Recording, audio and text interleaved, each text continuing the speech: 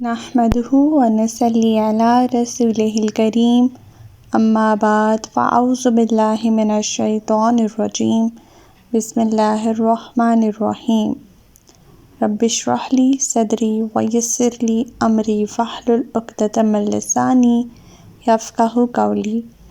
السلام علیکم ورحمۃ اللہ وبرکاتہ۔ صراط مستقیم میں آپ سب کو خوش آمدید۔ پچھلے سبق میں ہم نے پڑھا تھا جب برادران یوسف حضرت یوسف کے دربار میں تیسری بار جاتے ہیں غلہ لینے کے لیے، تو حضرت یوسف ان سے پوچھتے ہیں کہ پتہ ہے تم نے یوسف اور اس کے بھائی کے ساتھ کیا سلوک کیا تھا جب تم نادان تھے؟ وہ چونک کر بول اٹھتے ہیں کہ کیا تم ہی یوسف ہو؟ یوسف نے کہا ہاں میں ہی یوسف ہوں، یہ میرا بھائی بنیامین ہے۔ اللہ نے ہم پر بہت بڑا احسان فرمایا، کیونکہ جو کوئی اس سے ڈرتا ہے اور صبر کرتا ہے تو اللہ نیکی کرنے والوں کا اجر ضائع نہیں کرتا۔ وہ کہنے لگے اللہ نے آپ کو ہم پر فضیلت بخشی ہے، ہم ہی خطا کار تھے۔ یوسف نے کہا آج تم پر کوئی گرفت نہیں، اللہ تمہیں معاف کرے، وہ سب سے بڑھ کر رحم کرنے والا ہے۔ یہ میری قمیص لے جاؤ اور اپنے والد کے چہرے پر ڈال دینا، وہ بینا ہو جائیں گے، اور انہیں لے کر تم سب اہل و عیال سمیت میرے یہاں آ جاؤ۔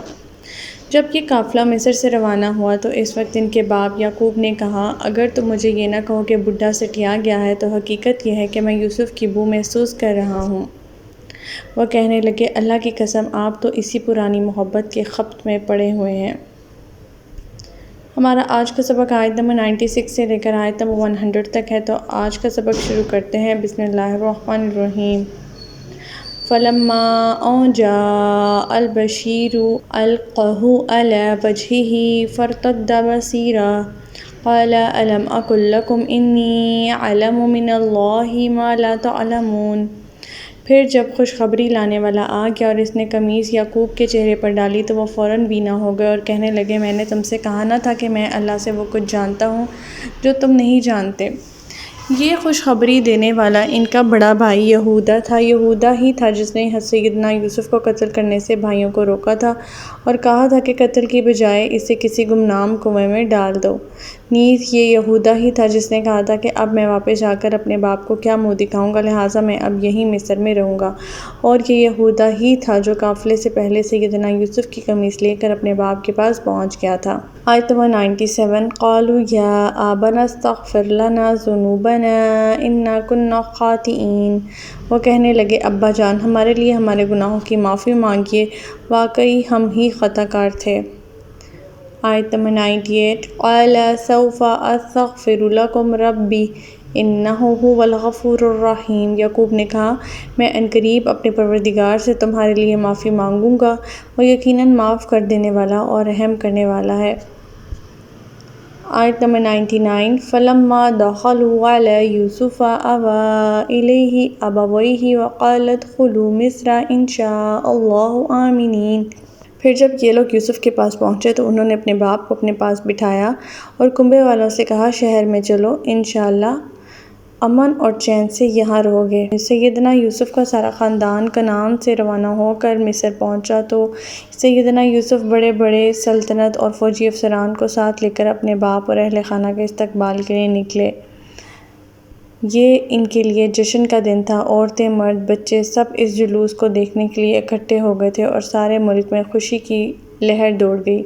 اس وقت سیدنا یوسف نے اپنے والدین سے کہا کہ یہاں مصر میں اقامت فرمائیے اور پوری دل جمعی سے رہیے، انشاءاللہ قحط وغیرہ کا بھی کوئی خطرہ نہیں۔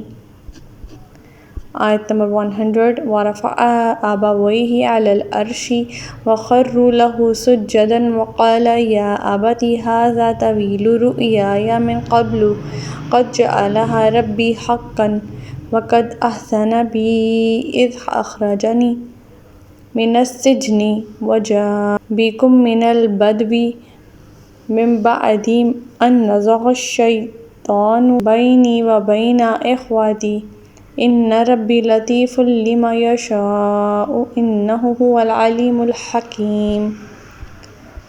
اور یوسف نے اپنے والدین کو اٹھا کر اپنے ساتھ تخت پر بٹھایا اور اس کے بھائی یوسف کے آگے سجدے میں گر گئے۔ یوسف نے کہا، ابا جان، یہ ہے میرے اس خواب کی تعبیر جو میں نے بہت پہلے دیکھی تھی۔ اللہ نے اس کو حقیقت بنا دیا۔ اس نے اس وقت بھی مجھ پر احسان کیا جب مجھے قید خانے سے نکالا، اور اس وقت بھی جب کہ آپ سب کو دیہات سے میرے پاس یہاں لایا۔ حالانکہ شیطان میرے اور میرے بھائیوں کے درمیان فتنہ کھڑا کر چکا تھا، بلا شبہ میرا پروردگار غیر محسوس تدبیروں سے اپنی مشیت پوری کرتا ہے، کیونکہ وہ سب کچھ جاننے والا اور حکمت والا ہے۔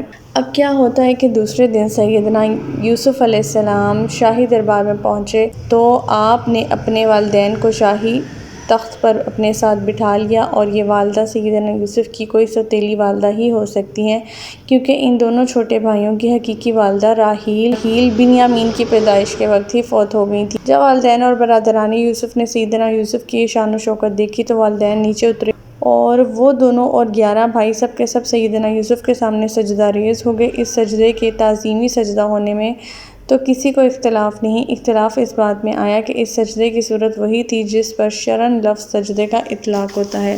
یہ حضرت یوسف علیہ السلام کی حقیقی تعبیر جو کہ سب کے سامنے آ گئی تھی۔ اس سے پہلے یہ خواب نہ سیدنا یوسف نے کبھی کسی کو بتلایا تھا، نہ سیدنا یعقوب علیہ السلام نے۔ سیدنا یوسف فرماتے ہیں کہ اللہ کا مجھ پہ بڑا فضل ہے اور احسان ہے۔ اس وقت بھی اللہ نے بڑا احسان کیا جب مجھے قید سے نکالا، باعزت طور پر عورتوں کے مکر و فریب سے بری کیا، اور اس وقت بھی احسان کیا جب آپ سب لوگ دیہات سے نکل کر یہاں میرے پاس آئے۔ یہاں ہر طرح کی نعمتیں اللہ تعالیٰ نے میسر کی ہیں، ہم سب کو یہاں اکٹھا کر دیا ہے پیار اور محبت سے زندگی بسر کرنے کے لیے، ورنہ شیطان نے تو ہم بھائیوں کے درمیان فتنہ کھڑا کر ہی دیا تھا۔ تو ہمارا آج کا سبق یہیں تک تھا۔ اللہ تعالیٰ سے دعا ہے کہ اللہ تعالیٰ قرآن پاک کے احکامات پہ ہمیں عمل پیرا ہونے کی توفیق عطا فرمائے۔ اللہ پاک ہمیں ہدایت دے کہ جس کے بعد گمراہی نہ ہو۔ ربنا لا تزغ قلوبنا بعد إذ هديتنا وهب لنا من لدنك رحمة إنك أنت الوهاب سبحانك اللهم وبحمدك نشهد أن لا إله إلا أنت أستغفرك وأتوب إليك۔ السلام علیکم ورحمۃ اللہ وبرکاتہ۔